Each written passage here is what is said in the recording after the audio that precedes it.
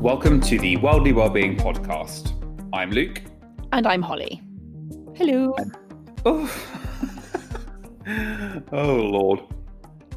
So we are super excited today to welcome Liz from the Human Leadership Studio.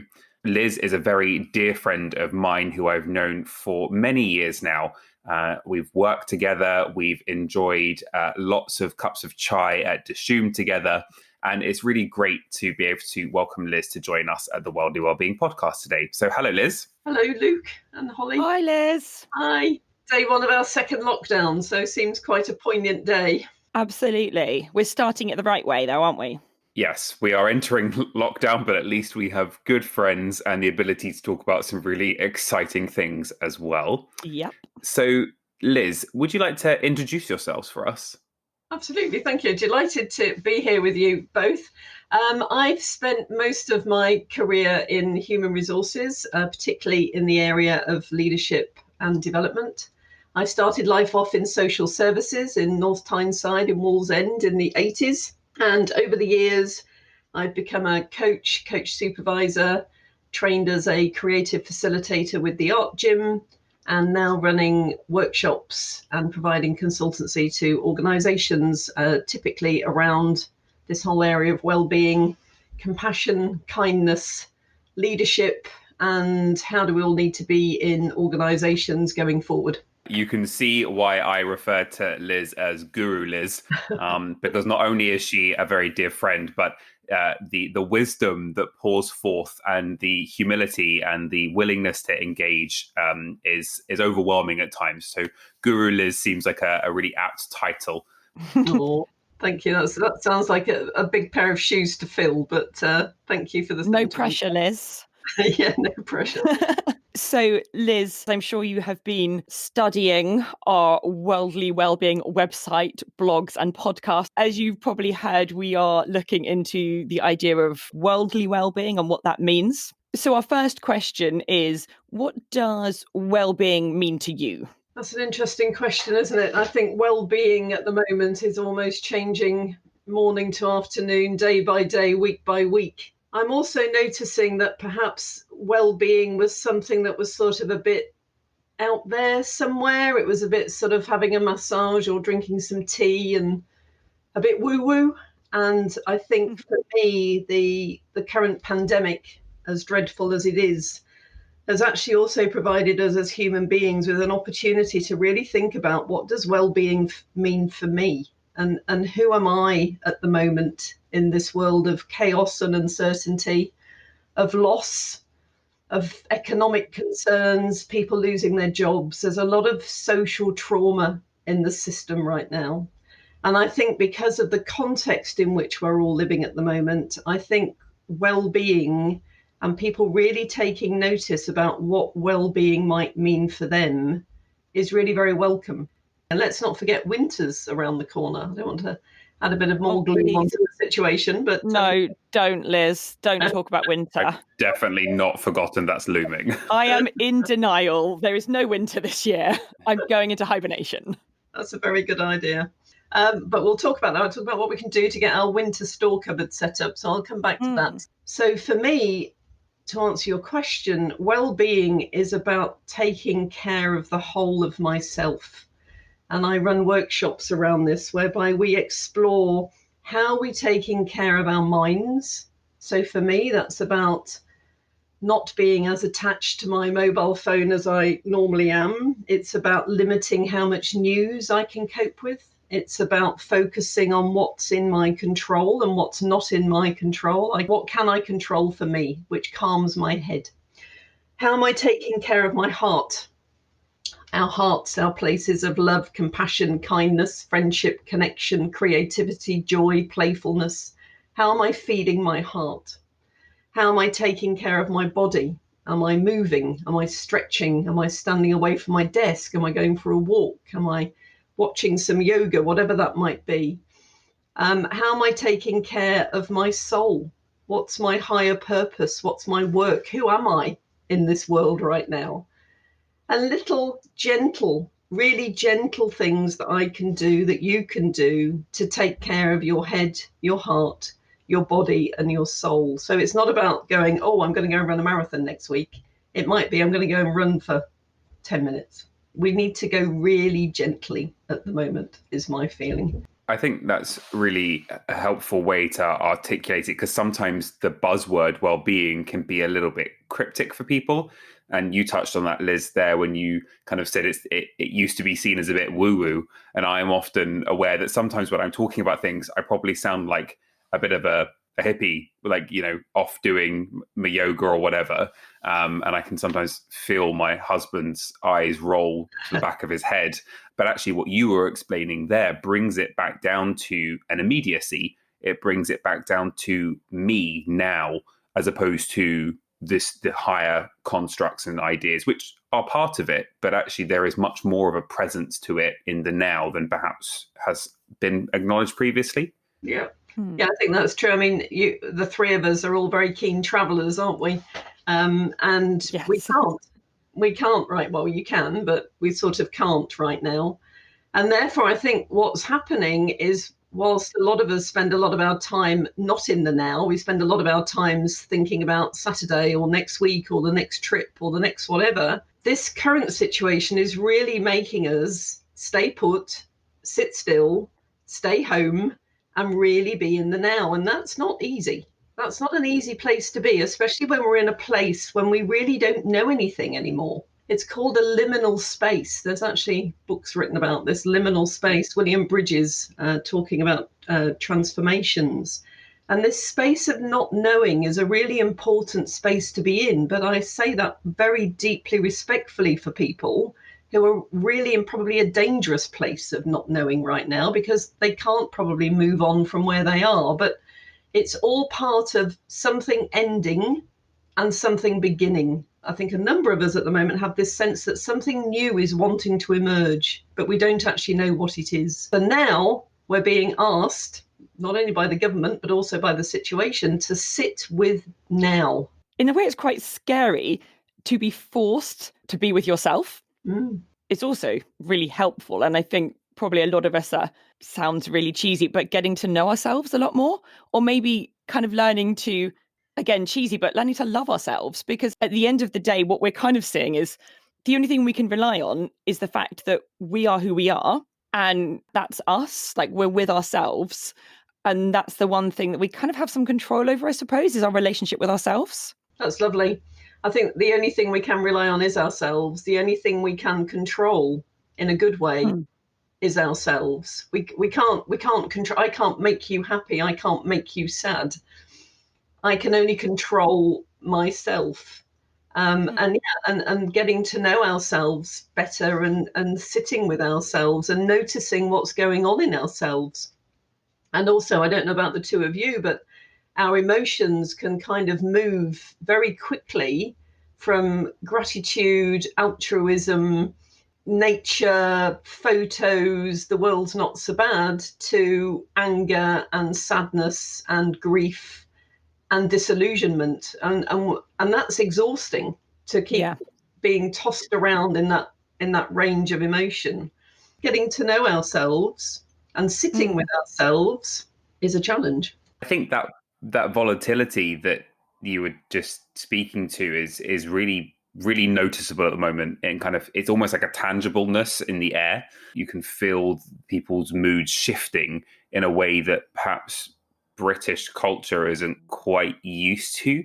We're often quite good at putting up veneers or facades that kind of say everything's okay, typical office chat where it's like, oh, how's your weekend? Good. How was yours? Fine. How have you been? Fine. It's like, well, actually, a lot of people right now are not good or fine, and their weekends were not any different to the days before them.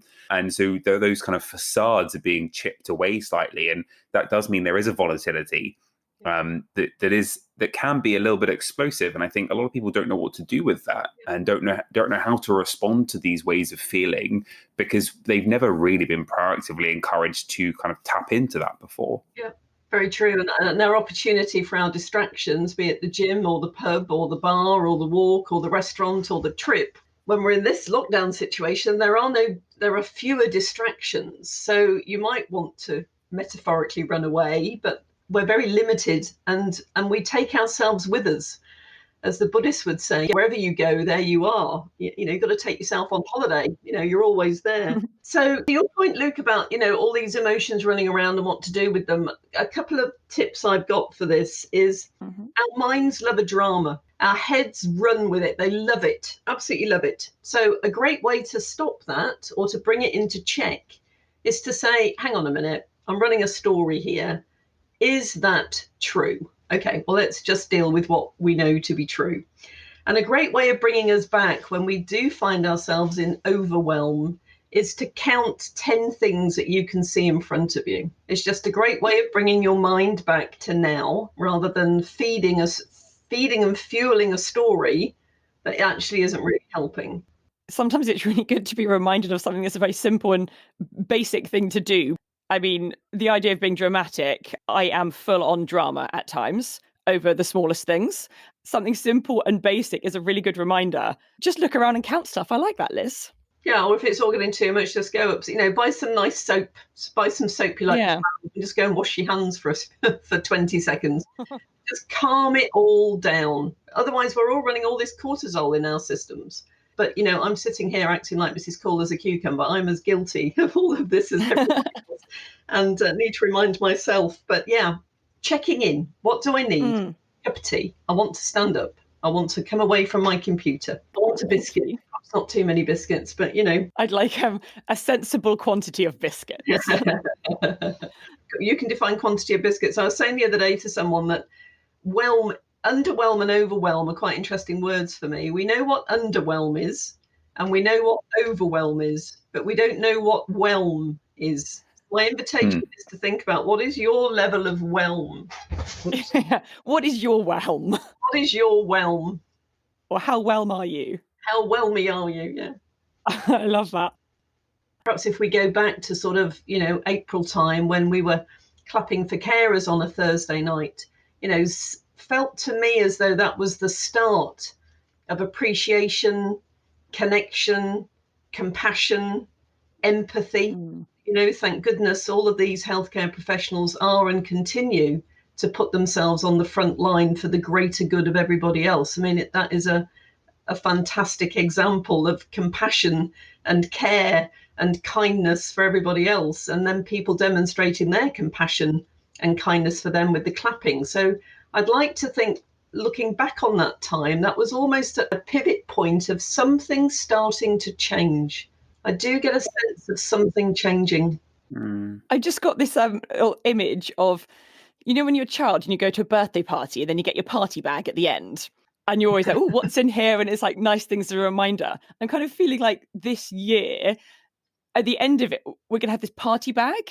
And it'll be really nice, like in that party bag, to have those really lovely things like compassion and empathy and self-care. So I kind of hope like we all leave this year, or whenever this pandemic sort of calms down, with a little party bag of good stuff. That's a lovely look. Holly, yeah, you just went to like this deep metaphorical place that I'm just, I am blown away. I'm telling you, for someone who's had 5 hours sleep, it's amazing. Where's that come from? If we can go from party bags to winter store cupboards, because I'm really intrigued. I've got this beautiful image in my mind of a pantry filled with goodies. I live in a 1-bed flat in London, so I definitely don't have a pantry. But I've got that image in my mind full of jars of delights. So talk to us about the winter store cupboard. Talk to us about your jars, Liz. Yeah, so it could be the jars, or it could be the party bag, couldn't it? It could be, I guess, it could be whatever works for you. I've got this lovely picture of this party bag that's sort of, Christmassy green with tinsel around it, with, all sorts of lovely memories of, all the good memories, and let's harvest the good stuff as well as being empathetic and respectful of the not so good. I've started thinking about the seasons. And autumn is a beautiful time, isn't it? We've got leaves changing colour. The leaves are still hanging on at the moment with the rain and the weather. But autumn, a great time for sort of reflection. Autumn, if we've got gardens, is a time to be pruning, cutting back, pickling, preserving, taking apples off trees, yeah? Perhaps thinking about, oh, I don't want that bush in that garden anymore. I'm going to move it, or I'm going to plant something different. So if we sort of, go with a garden metaphor and think about it in relation to our lives and what's been going on for the last, goodness knows how many months now, 9 months or so, what are we clearing out? What are we pruning? What don't we need anymore? Have we got a drawer full of old mobile phones or adapter charges and stuff that we really don't need anymore? Let's get rid of them. In the same way that we make space in the garden, what are we making space for in our lives? So each season has some wisdom for us, I think. And the danger is with autumn is we kind of get to Halloween and it's happening, isn't it? It's in the shops already and we're jumping to Christmas. My invitation is to sit with autumn and to allow that reflection and that mulching and that pickling and that slowing down, rather than accelerating into, I need to get my Christmas list done and I need to get the party bag sorted. So what might we put in our cupboard? So winter is around the corner. And if we imagine that we've got a garden shed, and the garden shed can be whatever you want the garden shed to be. It might be a shed in a tropical environment. It might be a shed in the Outer Hebrides, whatever you want your shed to be, and thinking about what you might put in that shed. So perhaps you might get some lovely, beautiful paper and write down some positive affirmations on it. Perhaps you might get some photographs of some lovely memories of the last 9, 10, 11 months, of people, of animals, of experiences, of places. Perhaps a treat in there. What are the treats that you like? What objects have you got that you want to keep a hold of that have got lovely positive memories for you? So the idea being, as we start to fill our metaphorical shed, you might get a folder or a box, or you might want to decorate a box or create a box, and just putting in all the good things that the previous seasons have brought us. So what spring and summer brought us into where we are now in autumn. So as part of that, you could do a little reflection, looking back over the last 11 months, around what made you smile. There have been some good moments. It's not, for most of us, it's not been all dreadful. What's made us smile? What surprised you? What gifts have the last 11 months given you? What things are you most proud of? What will you keep doing to be kind to yourself? And what and who will you cherish? So some writing, some letters, some affirmations, some pictures, some memories, knowing that they're there for you. And you can adapt your cupboard as the season goes on. You might want to write some letters to some people. You might want to get some closure on something. So thinking, really working with the metaphor of the garden. What am I clearing out? What am I keeping? What am I planting? What do I want my garden to look like next year? What can I be doing now to make sure I've got the garden I want for next year? I feel like you've guided us quite unintentionally, actually, over the last few minutes through a kind of a meditative, reflective process that was really, really beautiful. So I hope people that are listening, they might want to just kind of bookmark even that couple of minutes as something they can come back to and use as a reflective process to kind of be guided on. And there was a real challenge for me as well in that of the don't skip autumn. Visually, I love autumn, but I'm not good with the cold and I'm not good with bad weather. I get quite grumpy. And Holly spoke about being melodramatic earlier on. The weather makes me very dramatic. So the challenge for me to be like focused on the pickling image was really profound for me too. I made some kimchi the other day, and that's all about pickling and fermenting, and so that's why I had in my head when you were talking about that, and not just immediately go, okay, it's November, it's time for Christmas. Because I'm definitely guilty of that one. So rooting back to being in the now, and going through that process of autumn leading into winter spoke very, very profoundly to me. Lovely. Yeah, that was really beautiful. Thanks, guys. It's a friend of mine that's written a book called Nature's Way. Her name is Karen Prentice. She's one of the coaching supervisor faculty for the CSA, and she's written this lovely book. And she says we need to experience the seasons and not to skip over them into busyness and hyperactivity into Christmas. And the impact of this is colds, exhaustion and burnout, and noticing what each season gives us, because what's going on in our internal world is reflected in what's going in the external world. So the more we can be in rhythm with what the seasons are offering us, again, I think that's another way to think about supporting our well-being. The seasons are there for a purpose. We are connected to nature. I really like that. I'm sitting here feeling like inspired, but also slightly guilty, because I say, my gosh, I love summer. I feel amazing. And then I have this expectancy that as soon as it gets cold, I hate life and that's it. And I just want to sleep until the sun comes back out in the summer. And you've really made me think about that, Liz. Actually, it's not those two extremes. And every season has a purpose, because it wouldn't be an entire year. Like we wouldn't have the cycle of life and of nature if we didn't have every season. Yeah, and if we think about trees, they're shedding all their leaves and their roots are all going deeper and mulching and restoring and repairing, so they're ready for the spring. We're pruning stuff back in our metaphorical gardens, so we're ready to come forth again in the spring. So the preparation we do now feels to me quite important, and even more so given what's been going on. So really honouring, what we're taking from the last 9-10 months. Yeah. So get mulching. Yeah. Well, yeah, I was thinking about mulching. Let's be honest, it's not a sexy process, is it? It doesn't, it's not like, oh, I really want to get my mulch on. Like, but actually, it's a really, as you just articulated, Liz, a really necessary thing to happen. Like this organic process. It is in nature. It's absolutely necessary. And then I wonder, well, how much of these necessary functions as human beings have we been skipping just because we want to get to the good stuff? Have we skipped our own mulching? Yeah. Because we just want to get fast tracked to the good bit. And then what does that do to us in the long term? What harm does that instill in us in the long term? Yeah, and the mulching makes me think of Holly saying, sitting with ourselves isn't always an easy thing to do. And the mulching is probably inviting us to sit with ourselves, just that little bit longer. Certainly for myself, I think this has been a big period of reflecting on who am I and what's important to me and what are my values and who matters to me. What am I doing in the world? Yeah.